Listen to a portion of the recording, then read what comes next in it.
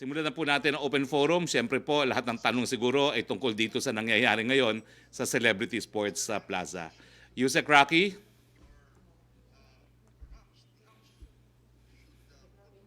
Yusek Roque? Okay, wala pa si Yusek Roque. Si Joyce Balancho? Yes, good afternoon, Secretary Roque. When you said that nadaldala na si Pangulong Duterte sa politika, Natagam. ano yun? Nadala. Natagam. Okay. Does this mean that the President is not pleased with what's happening between Congressman Cayetano and Lord Alan Velasco in terms of the term sharing agreement that he personally brokered? Let's just say, dala na siya sa politika na nangyayari sa Kamara de Representante. He just wants the work to be done. He wants the budget to be passed. And when you said, sir, na isang tabi ang politika, is this the President saying that the congressman should not pursue anything related to House speakership during the session days that he called for Congress? I believe so because any talk of speakership will delay the passage of the 2021 budget. But some lawmakers are saying, Secretary Roque, na pwede naman siguro i-pursue yung term sharing after the budget is passed. So is that acceptable or okay for the President? Basta ang sabi po ng Presidente, ipasa muna ang budget. So anything they do after the budget is the affair of the House of Representatives. Okay. May mga nagsasabi, Secretary Roque, from the part of the senators na baka po pwedeng magtawag pa ng additional special session day si Pangulong Duterte, particularly on November 9 to 13, dahil sa kanila naman daw po magkukulang ang panahon para matapos nila yung budget deliberations. Is the President willing to call for another special session or additional special session? Hindi po problema yan. Importante lang maipasa sa mababang kapulungan ang budget on or before October 16.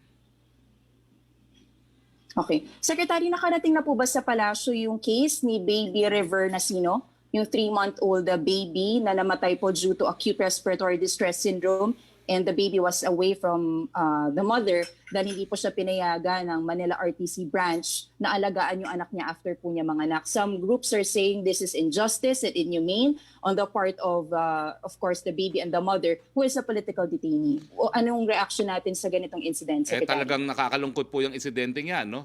Pero wala pong magagawa ang Presidente. Yan po ay nasa jurisdiction ng ating hukuman. The decision po lies wholly with the Regional Trial Court, and the Regional Trial Court has ruled. We respect that decision, and the Executive will implement that decision.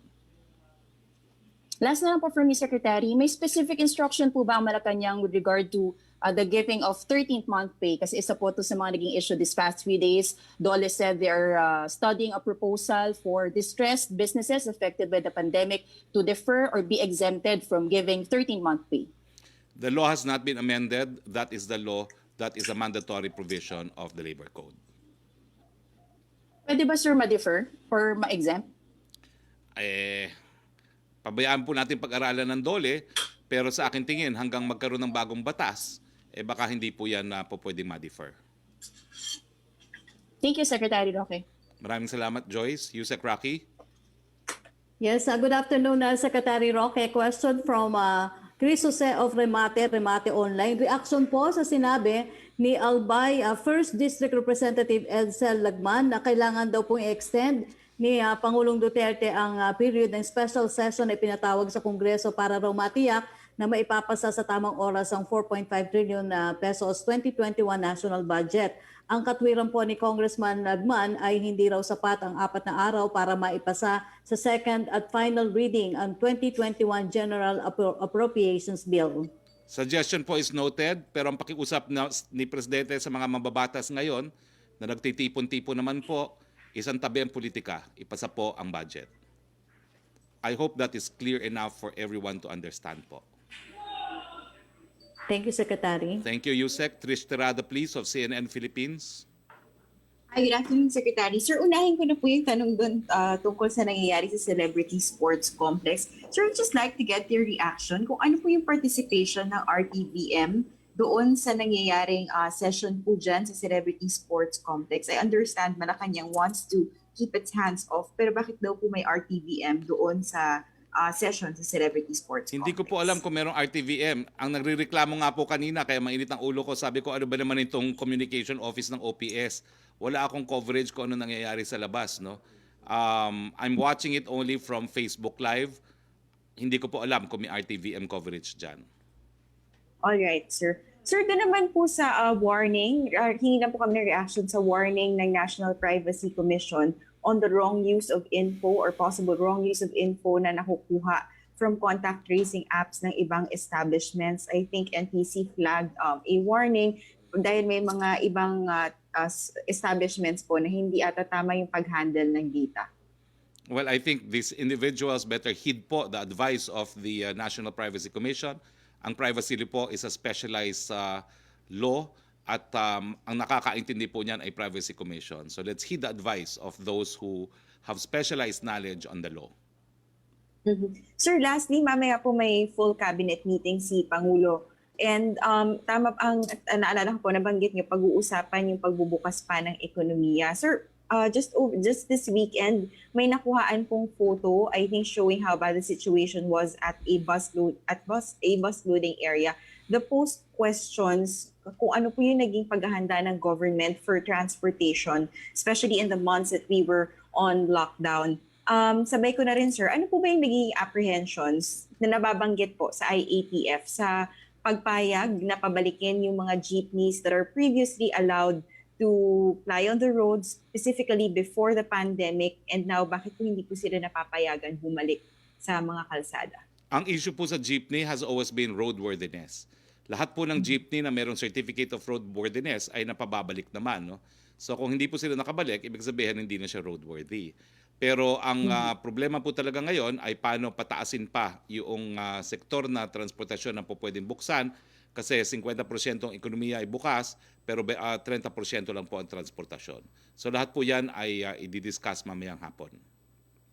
Thank you, Secretary. Salamat po. Thank you, Trish. Melo Acuña, please. Secretary, good afternoon. May binanggit po yung isang NGO na kailangan dagdagan ng budget ng DepEd sapagkat tumaas ang online sexual abuse and exploitation of children noong quarantine period. Malaki raw po ang itinaas nito. Pero yung pong budget na ipinasa dun sa national expenditure ay hamak na napakaliit. Kayo po ay dating mambabatas at kayo po ay malapit sa Pangulo. Is there a way na madagdagan yung budget para masugpo ang pag-abuso sa mga kabataan? Ang budget po ng kahit anong departamento po pwedeng taasan, pero itataas sa budget po manggagaling sa budget ng ibang ahensya ng gobyerno.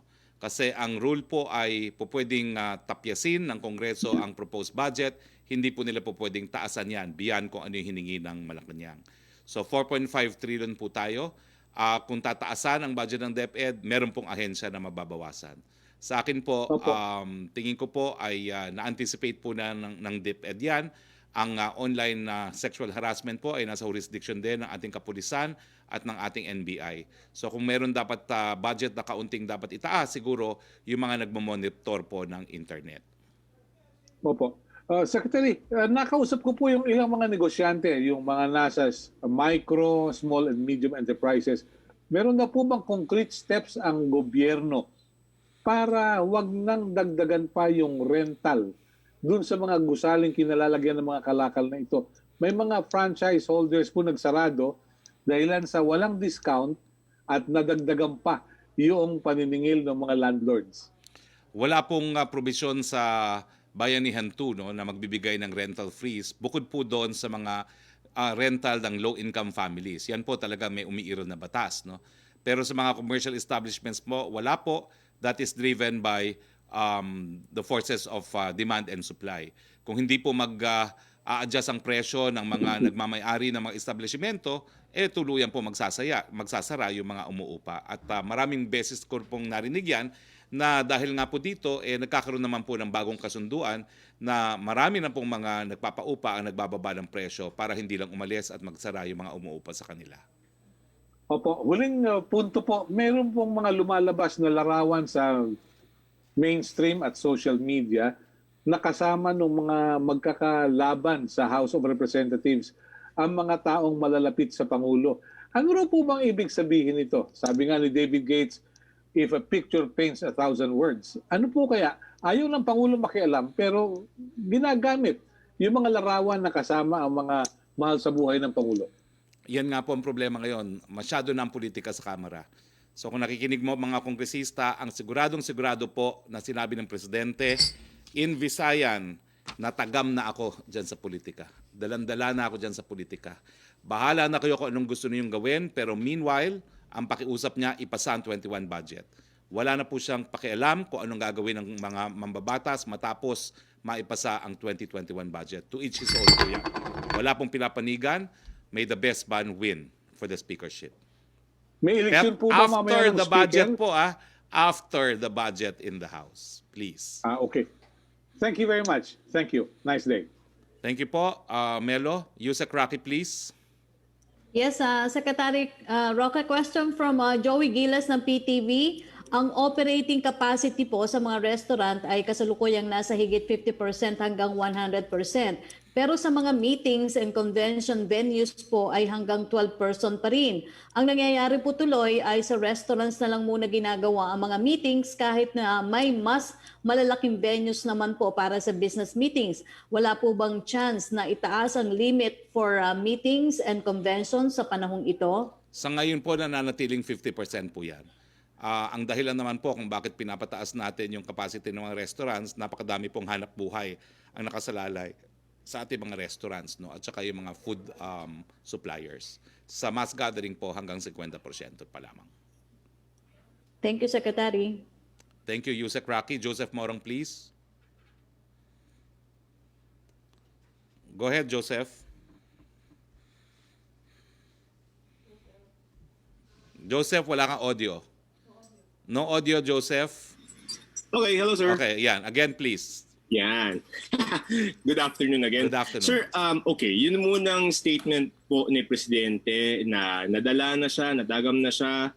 When did he issue this statement? And Yesterday. what incident led him to say this? Yesterday.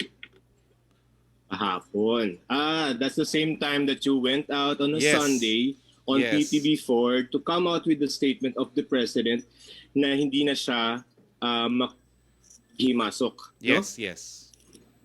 What necessitated that statement? Well, I think it was in anticipation of the political activities that are ongoing today as we speak. Mhm. In anticipation, ibig sabihin, he knew that this thing in the Celebrity Sports Plaza is going to happen, and it does not have his imprimatur. Ang malinaw pong sinabi ni Presidente, dala na siya. Isang tabi ng politika, budget muna. So yung dala na siya, let's go there. Nadala na siya because what? Dala na po siya Hindi dahil na sila yung wala term pong sharing? tigil ang politika dyan sa Kamara. Ang gusto lang pareho, lahat ng mga gusto mag-speaker, kapangyarihan, paano naman ang bahayan? So wala po siyang pinapanigil at this point. Ang gusto lang niya, mapasa po ang kanyang COVID-19 budget na nasa loob po ng 2021 proposed budget. Sir, forgive me for belaboring the point. Nadala na siya because hindi naman sinusunod yung term sharing agreement na gusto niya? Hindi po, nadala na siya kasi masyadong magulo talaga ang politika sa Kamara na nagiging dahilan na nagkakaroon ng abirya sa pagpasa ng budget. Okay. Sir, anong tingin niya dito sa nangyayari sa Celebrity Sports Plaza? You know, it is enshrined in the Constitution that the selection of leadership is a purely internal matter of the House at yan naman po ang naging paninindigan ng Presidente. Avellino versus Cuenco, sabi po, kahit sino hindi po pwedeng maghimasok. So talagang ang issue po ng leadership, tanging mga miyembro lang ng Kamara ang makakapagdesisyon. Kaya nga po, bilang tumatayong pinuno ng supermajority dyan sa Kamara, ang pakiusap niya at mukhang hindi po ata pinakikinggan ng Presidente, isang tabi muna ang politika, ipasa ang budget. The President expects his allies, those who consider him still as their leader, to convene tomorrow to discuss the budget and pass it on or before the 16th. Sir, the President sounds exasperated already, no? Opo, dala na nga po. And that's why I opted to use the Visayan word to quote him literally na tagam. Okay. Sir, I think a lot of these things, no, yung intramural sa House, can be solved by factual statements from the palace. Number one, is there a term sharing agreement? Nako, Joseph, hindi ko po alam kung paano pa kayo, kasi ang sinabi na nga ni Presidente, bahala na sila kung anong gusto nilang mangyari. Ipasa muna ang budget. So, I'm sorry, Joseph, that's the express instruction of the President, no less to me. No? So, yung mga bagay-bagay na yan, wala na yan. No? I mean, bahala na sila dyan. Wala na siyang pakialam. To each his own. Ipasa muna ang budget, tsaka sila gawawa ko anong gusto nilang gawin. Okay. Sir, yung pong sinabi ni Marinduque Representative Velasco, I think probably Friday, no? Nung nakausap niya si President after he has spoken to the President, sabi daw niya, and I want a declarative statement from the palace, na Denggoy allegedly sila pareho ni Velasco nitong kabilang kampo. Is that statement true? I have no information. This information was not relayed to me by the President. You didn't ask? I didn't ask. Why? Because I thought anyone in a similarly situated situation could say whatever they want to say. No? And right now, the focus of the President is not on who should be Speaker, it is the budget. Okay. All right. So, sir, what about a different person aside from Velasco and Cayetano? Just to pacify or just to... Ikaw naman, para ka naman Keep the house kongresista, quiet. hindi ka nakikinig, Joseph. Sabi na nga ni Presidente, Wala na matapos mapasa ang budget, bahala kayo sa buhay ninyo, but he wants the budget passed. Okay, sir. Okay. Sir, off tangent na question, yung sa Love is Not Tourism, I understand that you've talked about it Friday ba? Any movement? And also yung outbound, inbound, non-essential travel. Let me clarify. Outbound, Okay. yung mga paalis, wala pa po agreement in principle. Hindi ko po alam kung saan nanggaling yung impormasyon na there was an agreement in principle.